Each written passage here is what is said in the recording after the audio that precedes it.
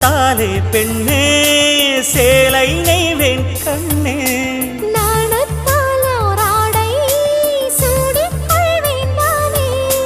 பாயாகும் அடி சொல்லாதே பஞ்சணம் புதையல் ரகசியமே